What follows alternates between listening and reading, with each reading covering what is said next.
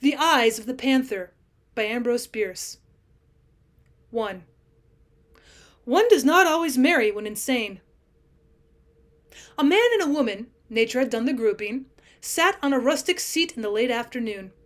The man was middle-aged, slender, swarthy, with the expression of a poet and the complexion of a pirate. A man at whom one would look at again. The woman was young, blonde and graceful, with something in her figure and movements suggesting the word lithe. She was habited in a grey gown with odd brown markings in the texture. She may have been beautiful. One could not readily say, for her eyes denied attention to all else. They were grey-green, long and narrow, with an expression defying analysis. One could only know what they were disquieting. Cleopatra may have had such eyes. The man and the woman talked. "Yes," said the woman, "I love you, God knows. But marry you? No, I cannot, I will not." "Irene, you've said that many times, yet always have denied me a reason. I've a right to know, to understand, to feel and prove my fortitude if I have it. Give me a reason." "For loving you." The woman was smiling through her tears and her pallor. That did not stir any sense of humor in the man. "No, there's no reason for that. A reason for not marrying me. I've a right to know. I must know. I will know." He had risen and was standing before her with clenched hands, and on his face a frown. It might have been called a scowl. He looked as if he might attempt to learn by strangling her. She smiled no more, merely sat looking up into his face with a fixed, set regard that was utterly without emotion or sentiment. Yet it had something in it that tamed his resentment and made him shiver. "You are determined to have my reason?" she asked in a tone that was entirely mechanical, a tone that might have been her look made audible. "If you please, if I'm not asking too much." Apparently this lord of creation was yielding some part of his dominion over his co-creature. "Very well, you shall know. I am insane." The man started and then looked incredulous and was conscious that he ought to be amused. But again the sense of humor failed him in his need, and despite his disbelief he was profoundly disturbed by that which he did not believe. Between our convictions and our feelings there is no good understanding. "That is what the physicians would say," the woman continued, "if they knew. I might myself prefer to call it a case of possession. Sit down and hear what I have to say." The man silently resumed his seat beside her on a rustic bench by the wayside. Over against them on the eastern side of the valley, the hills were already sunset flushed, and the stillness all about was that of peculiar quality that foretells the twilight. Something of its mysterious and significant solemnity had imparted itself to the man's mood. In the spiritual as in the material world are signs and presages of night. Rarely meeting her look, and whenever he did so conscious of the indefinable dread with which, despite their feline beauty, her eyes always affected him, Jenner Brading listened in silence to the story told by Irene Marlowe. In deference to the reader's possible prejudice against the artless method of an unpracticed historian, the author ventures to substitute his own version for hers. 2. A room may be too narrow for 3, though one is outside. In a little log house containing a single room, sparely and rudely furnished, crouching on the floor against one of the walls, was a woman clasping to her breast a child. Outside, a dense unbroken forest extended for many miles in every direction. This was at night, and the room was black dark. No human eye could have discerned the woman and the child. Yet they were observed, narrowly, vigilantly, with never even a momentary slackening of attention. And that is the pivotal fact upon which this narrative turns. Charles Marlowe was of the class, now extinct of this country, of woodmen pioneers, men who found their most acceptable surroundings in sylvan solitudes that stretched along the eastern slope of the Mississippi Valley, from the Great Lakes to the Gulf of Mexico. For more than 100 years these men pushed ever westward, generation after generation, with rifle and axe, reclaiming from nature and her savage children here and there an isolated acreage for the plow, no sooner reclaimed than surrendered to their less venturesome but more thrifty successors. At last they burst through the edge of the forest into the open country and vanished as if they'd fallen over a cliff. The woodman pioneer is no more. The pioneer of the plains, he whose easy task it was to subdue for occupancy 2/3 of the country in a single generation, is another and inferior creation. With Charles Marlowe in the wilderness, sharing the dangers, hardships, and privations of that strange, unprofitable life, were his wife and child, to whom, in the matter of his class, in which the domestic virtues were a religion, he was passionately attached. The woman was still young enough to be comely, knew enough to the awful isolation of her lot to be cheerful. By withholding the large capacity for happiness which the simple satisfactions of forest life could not have filled, Heaven had dealt honorably with her.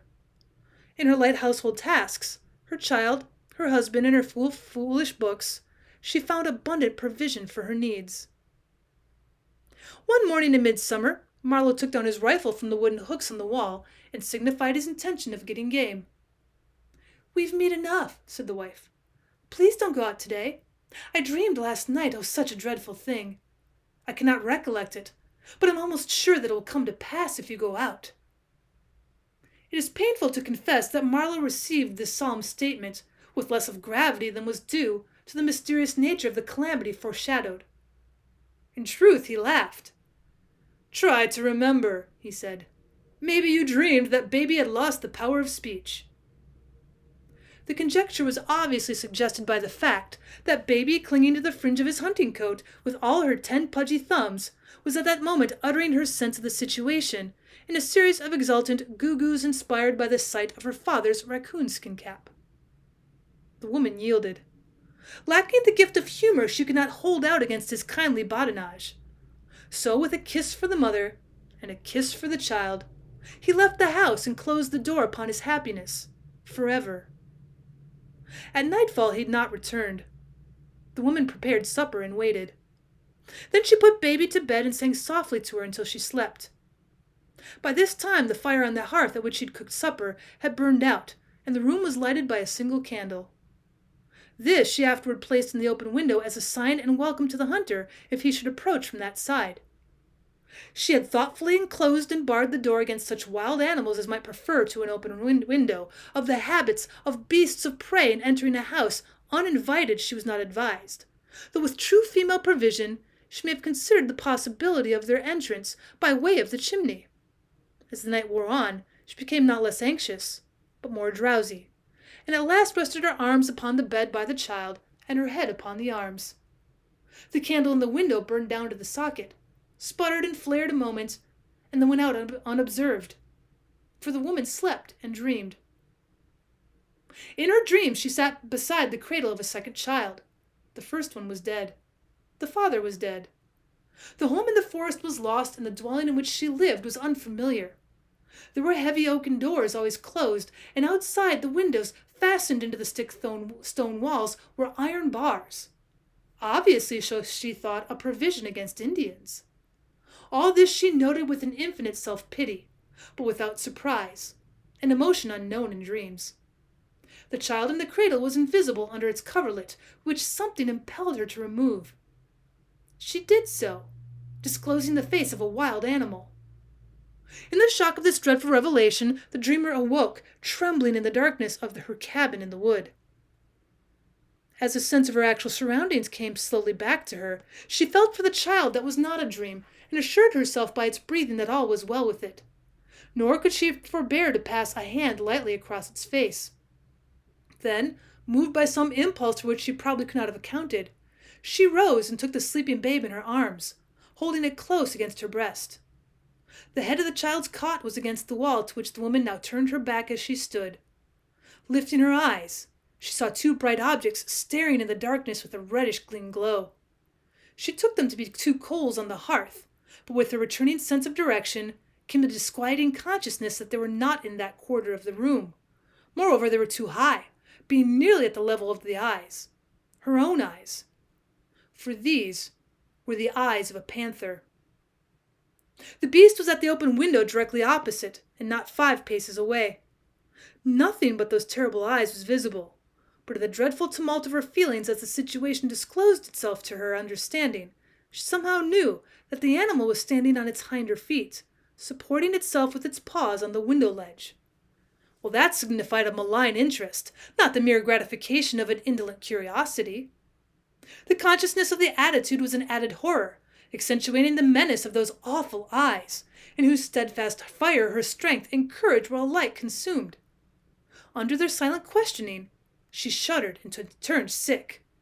Her knees failed her, and by degrees, instinctively striving to avoid a sudden movement that might bring the beast upon her, she sank to the floor, crouched against the wall, and tried to shield the babe with her trembling body without withdrawing her gaze from the luminous orbs that were killing her. No thought of her husband came to her in her agony. No hope nor suggestion of rescue or escape. Her capacity for thought and feeling had narrowed to the dimensions of a single emotion: fear of the animal's spring, of the impact of its body, the buffeting of its great arms, the feel of its teeth in her throat, the mangling of her babe. Motionless now and in absolute silence, she awaited her doom, the moments growing to hours, to years, to ages. And still those devilish eyes maintained their watch. Returning to his cabin late at night with a deer on his shoulders, Charles Marlowe tried the door, but it did not yield. He knocked, and there was no answer. He laid down his deer and went round to the window. As he turned the angle of the building, he fancied he heard a sound as of stealthy footfalls and a rustling in the undergrowth of the forest, but they were too slight for certainty even to his practiced ear. Approaching the window, and to his surprise finding it open, he threw his leg over the sill and entered. All was darkness and silence. He groped his way to the fireplace, struck a match, and lit a candle. Then he looked about. Cowering on the floor against a wall with his wife, clasping his child. As he sprang toward her, she rose and broke into laughter, long, loud, and mechanical, devoid of gladness and devoid of sense. The laughter that's not out of keeping with the clanking of a chain. Hardly knowing what he did, he extended his arms. She laid the babe in them. It was dead, pressed to death in its mother's embrace. 3. The theory of the defense. That is what occurred during a night in the forest, but not all of it did Irene Marlowe relate to Jenner Brading. Not all of it was known to her.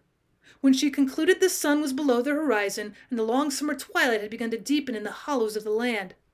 For some moments Brading was silent, expecting the narrative to be carried forward to some definite connection with the conversation introducing it. But the narrator was as silent as he, her face averted and her hands clasping and unclasping themselves as they lay in her lap, with a singular suggestion of an activity independent of her will. "It's a sad, terrible story," said Brading at last. "But I do not understand.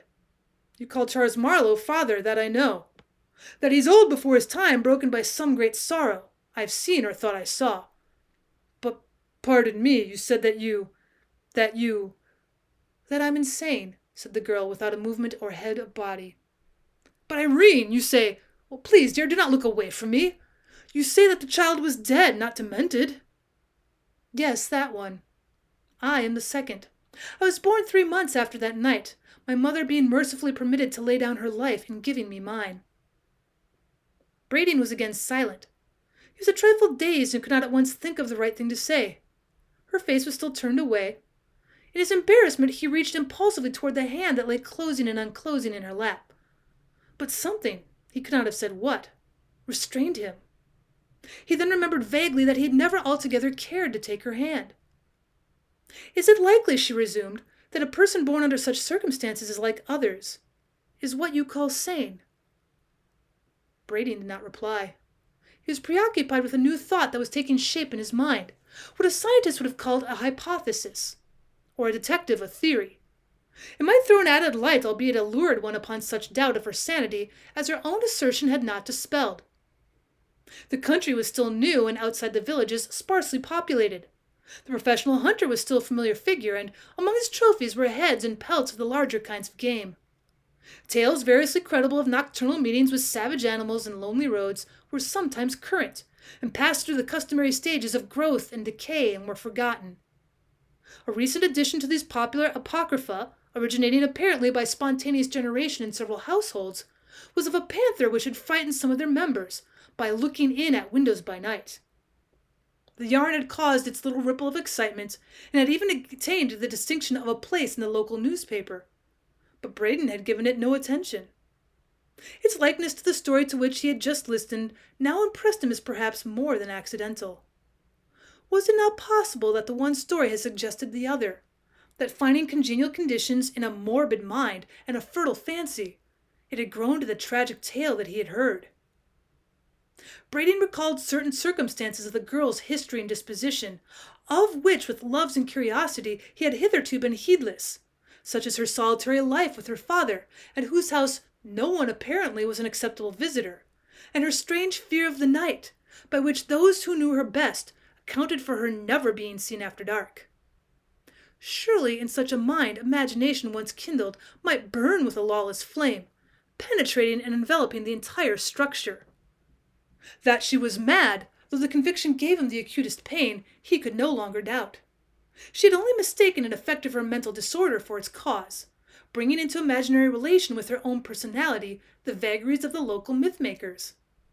With some vague intention of testing his new theory, and no very definite notion of how to set about it, he said gravely but with hesitation, "Irene, dear, tell me.